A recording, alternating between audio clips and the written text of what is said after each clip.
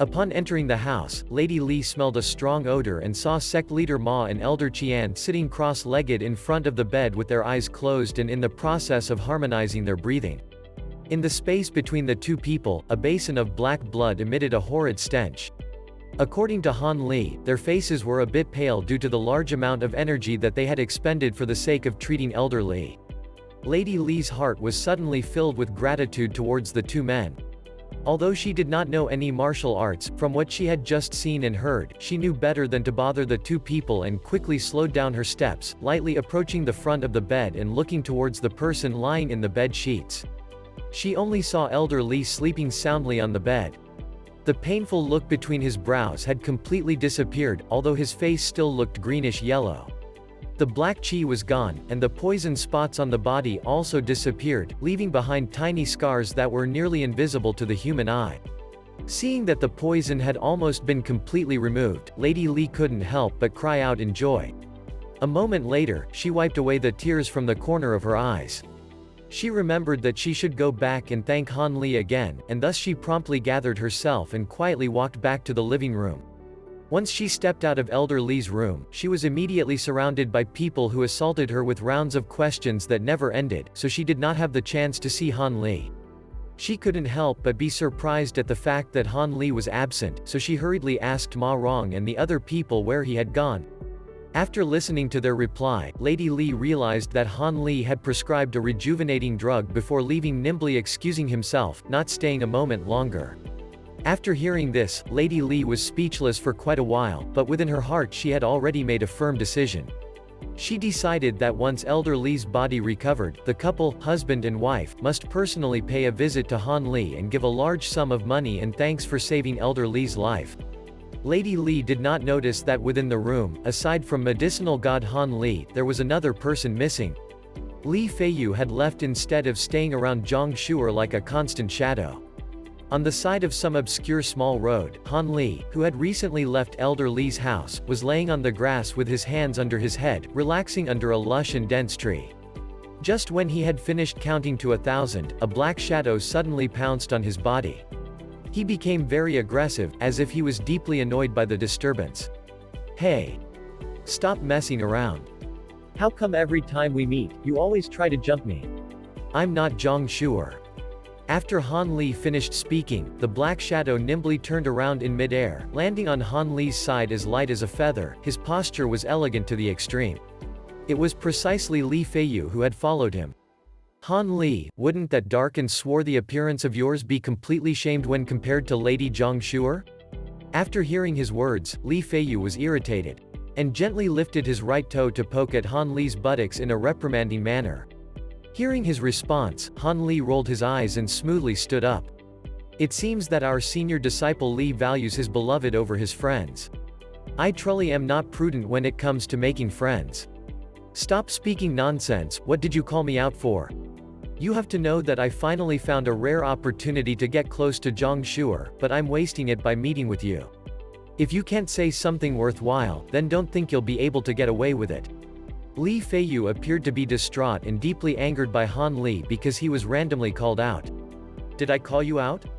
How come even I did not know of it? Did I personally say it?" Han Li intentionally pretended to be shocked by exaggerating his surprise.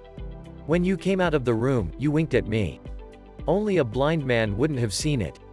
Stop beating around the bush. If you have nothing to say, then I truly must return." Li Feiyu turned around as if he wanted to leave, preventing Han Li from being able to tell whether or not his attitude was a bluff. Han Li did not plan to continue teasing his friend. His expression suddenly changed as he sternly told Li Feiyu, "Don't blame me for being meddlesome. As your friend, I want to confirm something. Does Jiang Shuer know that you are taking the essence extraction pill and that you only have a few years left to live?" Upon hearing these words, Li Feiyu turned silent. His face became deadly pale, without a visible hint of blood. Han Li sighed softly, knowing that he did not need to ask any further. The answer was evident in Li Feiyu's expression alone. "Why must you always interfere with my affairs?" Li Feiyu's expression was extremely sorrowful, finally speaking after a long, agonizing pause. Han Li did not reply to Li Feiyu's question. Instead, he softly patted the other's shoulder, trying to console him. You must have heard before that if you invest too much in this kind of relationship, your sorrows will only grow. Han Li finally spoke what was on his mind after Li Feiyu had somewhat calmed down. He phrased this with a wise tone, making Li Feiyu pause for a moment. I am trying to pull you out of the trap before you fall too deep so that you will suffer less pain in the future, Han Li warmly said, supplementing his words. Li Feiyu looked at Han Li with a strange look in his eyes. What, do you have a problem? Asked Han Li. He was disturbed by Li Feiyu's gaze and hurriedly looked at him up and down.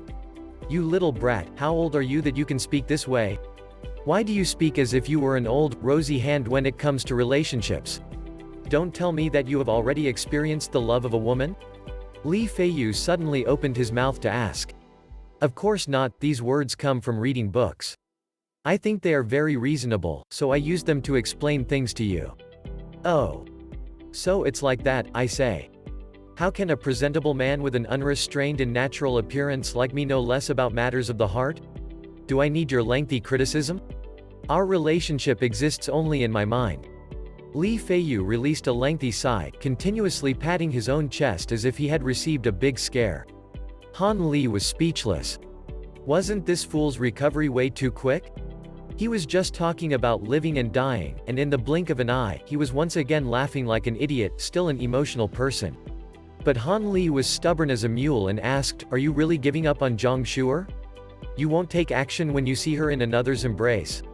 Li Feiyu's giddy appearance immediately turned extremely cold. Filled with killing intent, he declared, I will chop off the hand of anyone who dares to touch Jiang Hu. I don't care about the things that happen after I die, but as long as I'm alive, Lady Jiang Hu belongs to me. The tone of his words could turn anyone into solid ice. Han Li looked at Li Feiyu's domineering face with respect and remained silent, not knowing what to say. Suddenly, Li Feiyu's imposing air was abruptly retracted, returning him back to his jovial self. He suddenly winked his eye at Han Li and loudly said, What do you think? Wasn't my imposing air realistic? Wasn't it overflowing with such an air of dominance, a formidable quality, that it made you admire me to the point of prostrating yourself in admiration, immediately resolving your heart to vow your loyalty and devotion to me? Hearing these arrogant words, Han Li couldn't help but laugh bitterly because he was actually moved by the Li Feiyu's resolute words. However, Li Feiyu's last words immediately reverted him to his true colors. Han Li harshly stared at him for a short moment and gnashed his teeth together before saying, Formidable character? I see you're more like a coward. Li Feiyu did not mind this harsh criticism. Instead, he started laughing loudly in a very carefree manner, apparently very happy that he could manipulate Han Li in this way. However, Han Li slowly recovered his composure, and while Li Feiyu was still laughing, he indifferently said, I have already reminded about your predicament, which you clearly understood. Now, I will solemnly ask you once again. Would you be willing to dispel your martial arts? If you do, I might still be able to prolong your life for a few more years, enabling you to live with Jiang Hu for a longer period of time. Will you truly not consider this option? Li Feiyu's laughter suddenly choked to a stop. His face deepened and his eyes fiercely pierced into Han Li, who closed his mouth. But Han Li's expression remained the same and did not falter in returning his gaze. After the time it takes to brew a cup of tea, Li Feiyu retracted the penetrative gaze from his eyes.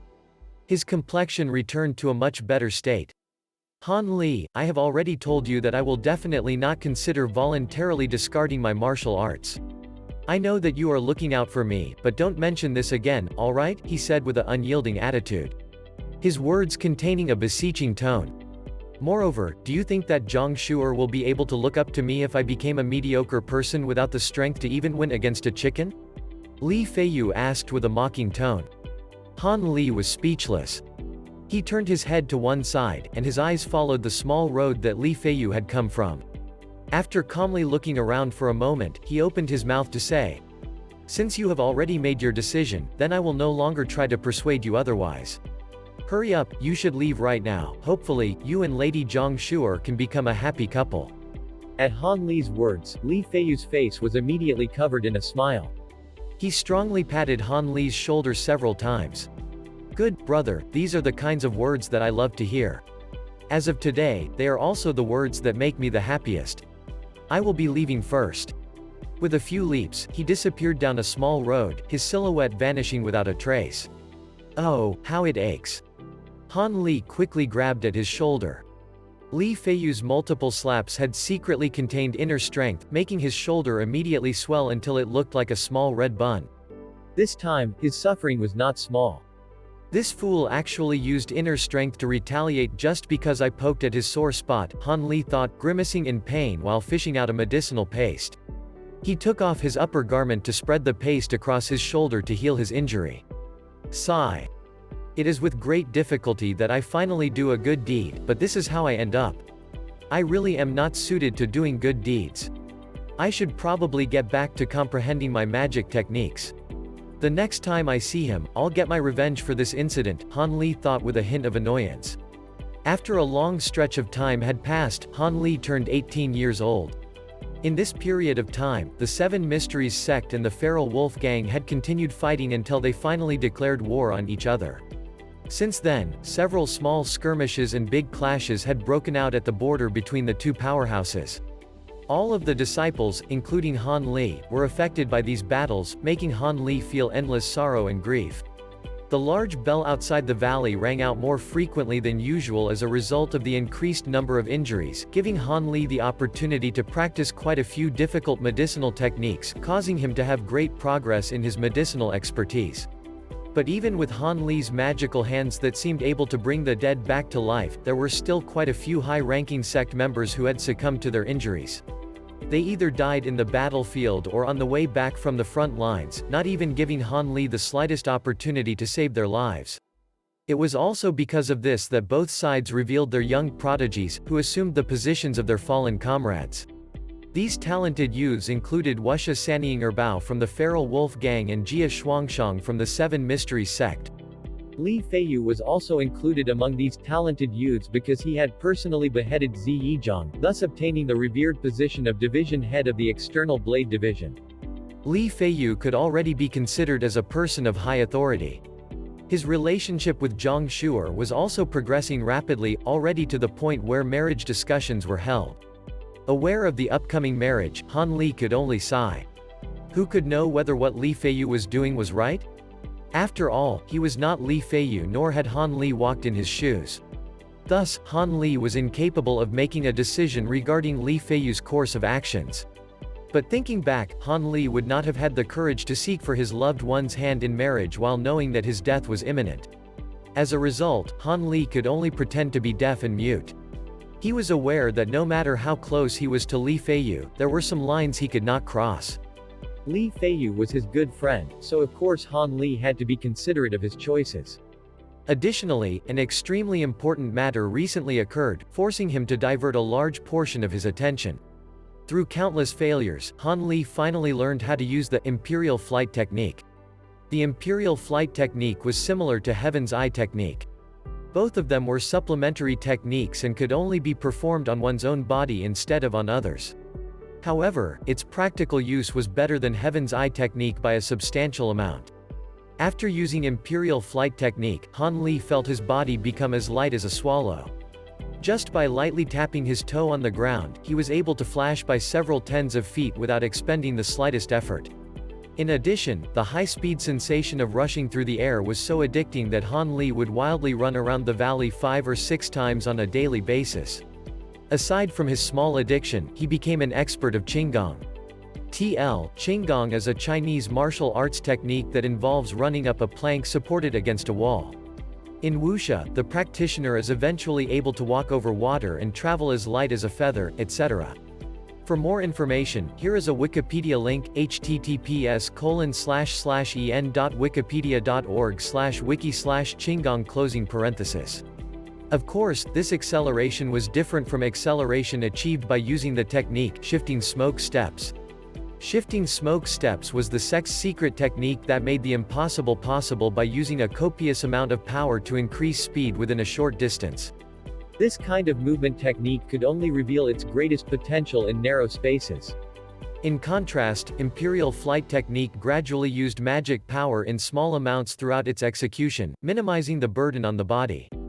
Han Li was capable of running wildly at will without developing any of the symptoms that were normally exhibited when the body was undergoing extreme stress. Moreover, this technique would continue until he ran out of magic power or until he willingly stopped supplying magic power. As a result, Imperial Flight Technique was an essential technique commonly used by low-level cultivators while traveling across the land. Since mastering the Imperial Flight Technique, Han Li had become even more intrigued by the potential of the other two magic techniques, Soul Lock Talisman and Telekinesis Technique, so he spent large amounts of time and energy, hoping that one day he could make a sudden breakthrough like he did with the Imperial Flight Technique and gain a flash of insight. But after spending some time on valuable research, Han Li discovered that he was unable to use these two techniques. It wasn't because of an inherent defect in Han Li's constitution, but rather because his body wasn't strong enough for either technique. As described in the book, the Soul Lock Talisman was a type of charm that one had to prepare beforehand. Han Li used yellow paper that he bought from a nearby small town and followed the book's instructions, drawing the pattern with a writing brush. Even though the book did not describe what materials should be used to create the talisman, he kept thinking back to Dr. Mo's silver-colored talisman. He naturally adopted the use of this precious and luxurious silver powder. Whether this material was effective or not, Han Li did not know, but his homemade talismans soon looked exactly like the illustrations found in the book. What a shame! Even though the talisman's appearance was identical, it was still not enough. Whenever Han Li performed the activation incantation, the writing on the magical talisman would not emit a dazzling silvery light that had appeared back when Dr. Mo used the Soul Lock Talisman. Nothing strange or out of the ordinary occurred either. It was an utter failure, causing him to fall into a predicament with no room for improving it. He didn't know whether his failure was due to an error in chanting the incantation, his inability to grasp how to do it, or a mistake in creating the talisman. But after a more recent investigation, a different result was revealed. After an intensive series of studies about materials, folklore, and magic techniques, Han Li finally discovered that the talismans used by cultivators were not objects that ordinary mortals would recognize. They were not made of ordinary papers and materials, but rather materials that only cultivators would know how to process into talismans. These materials could only be found in special areas accessible only to cultivators.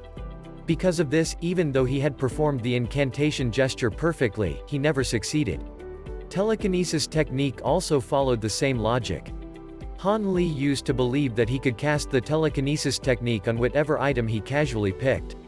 He practiced on common household items, such as knives, blades, etc., but failed in every attempt.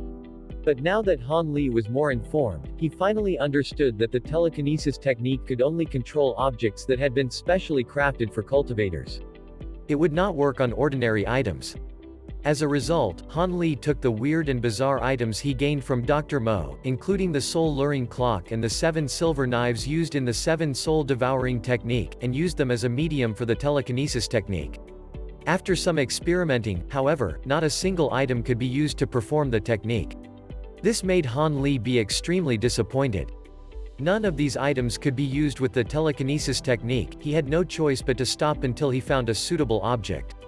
TL, the soul-luring watch, is the watch that Han Li and Dr. Mo used to control Crooked Soul.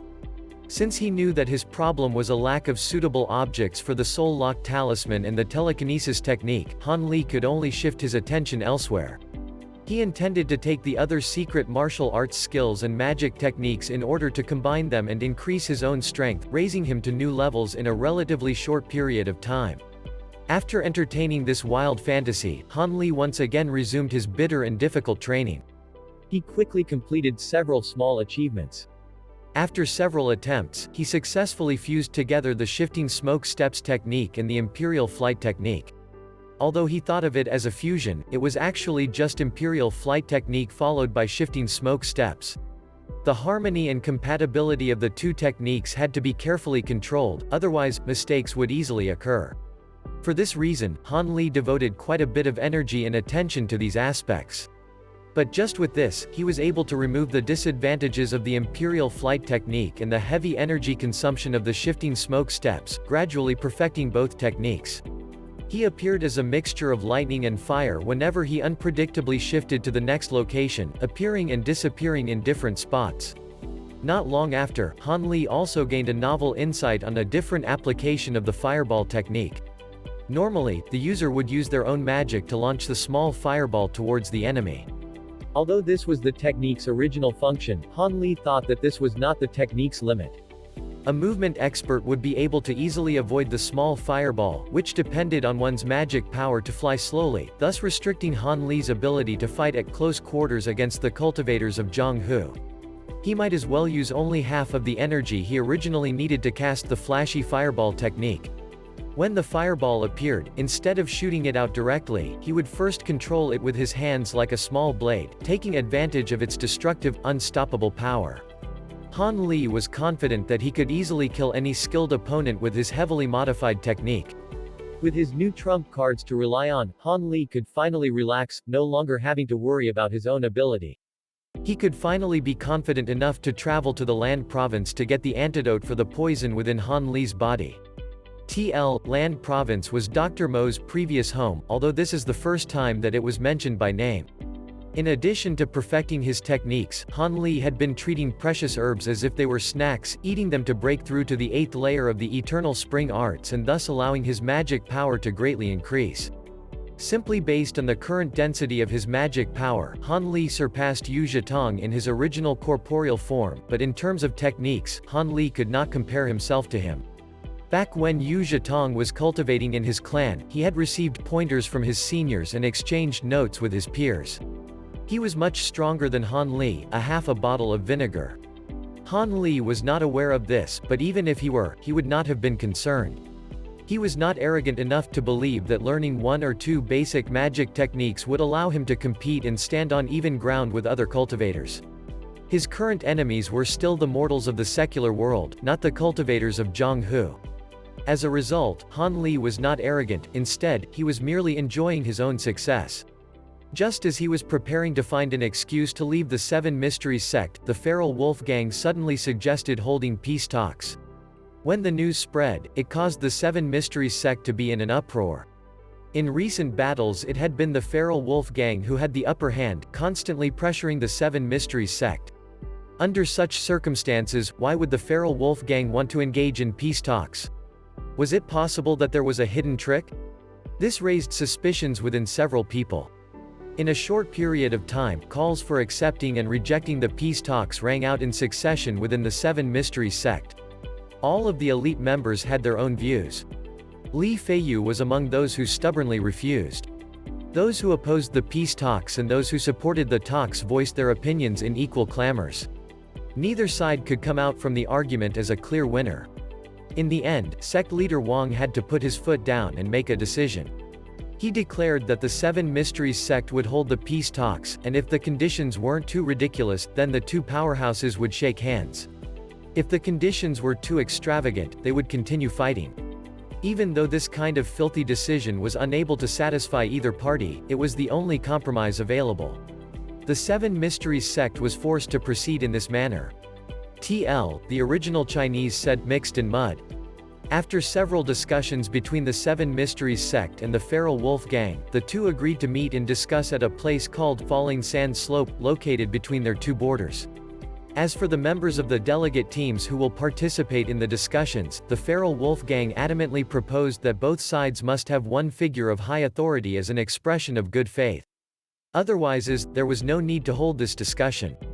When this condition was brought forth, it did not cause an uproar within the Seven Mysteries sect since this was a very normal condition for negotiations. Of course, neither side was willing to send their highest-ranking elite to such a dangerous situation. The Seven Mysteries sect would at most send out an auxiliary sect leader while the feral wolf gang would send out an auxiliary member of a similar status to maintain their reputation. Hence, this condition was not a problem. As a result, both sides agreed on a set date for the negotiations, and when that day came around, both groups sent out 100 or so members to join the meeting. In order to prepare for any possible ambush the feral wolf gang may set during the negotiations, the members of the Seven Mysteries sect participating in the negotiations had made a meticulous backup plan. In addition to the delegate team, which consisted of 5 members, the remaining 100 sect members formed a large squadron led by vice-sect leader Wu, the sect's second strongest member. The 100 sect members were all high-level experts within the sect. These members were all known protectors and were worshipped as core sect members. Among them included several elders, division heads, high-ranked members and the like. A squadron formed by such esteemed members was truly worth of being considered a grand battle formation. With so many experts forming the procession, even if the feral wolf gang's entire elite troops attacked at once, they would probably not be able to block the sect's advance. Each member of the Seven Mysteries sect, from the highest to the lowest member, felt great deal of confidence.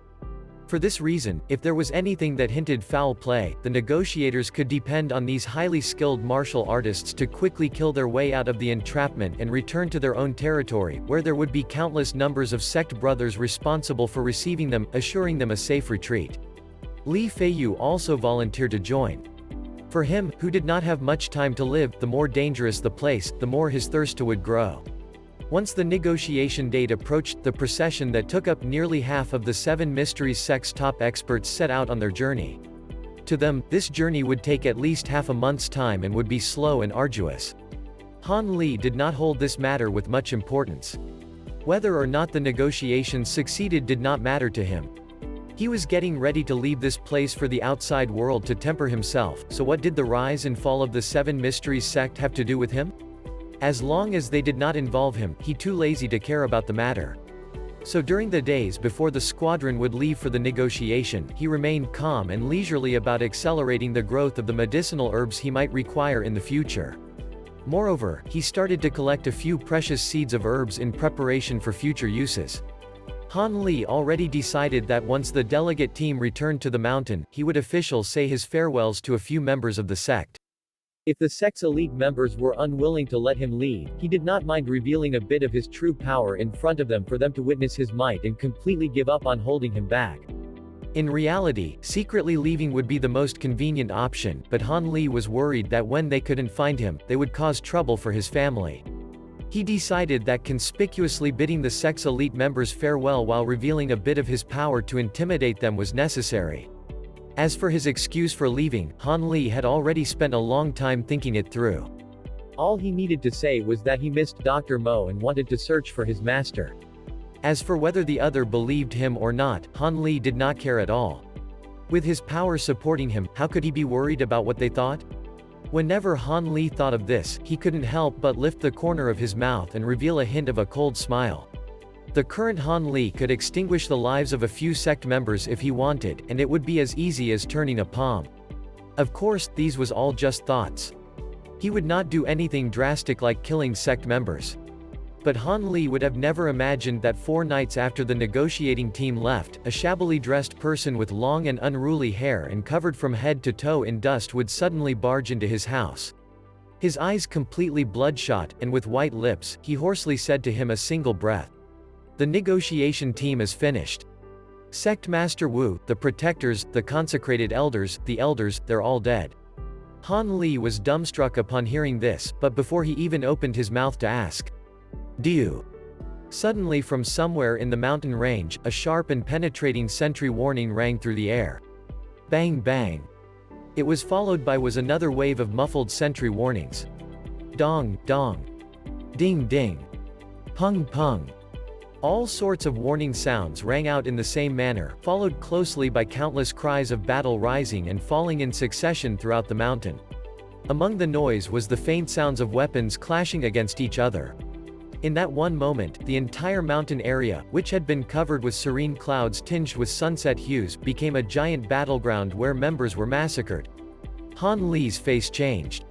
He was unable to continue listening to the man talking in front of him, and with a flash of his body, Han Li appeared outside of his residence. He quickly looked in all 4 directions, found the highest building, and slightly stamped his foot, his body appearing on top of the building. He then looked into the distance outside of the valley. His visage became very unsightly and gloomy. Not far within his vision, the mountain seemed to be filled with flames that reached the skies, people rushing around, and sword flashes gleaming non-stop. Moreover, there were sounds of close combat everywhere. The warning sounds that rang out merged with angry shouts in a frenzied mass of noise. Hearing the wind moving behind his back, he asked without turning his head, "Li Feiyu, is it the feral wolf gang?" Yes. Who would have thought that they had planned so meticulously? After practically annihilating the negotiation team, they immediately moved up the mountain to slaughter the remaining survivors. The dusty informant with long and unruly hair was precisely Li Feiyu, who had left 4 days prior. His current voice was dripping with pent-up rage, unwilling to accept the feral wolf gang's actions.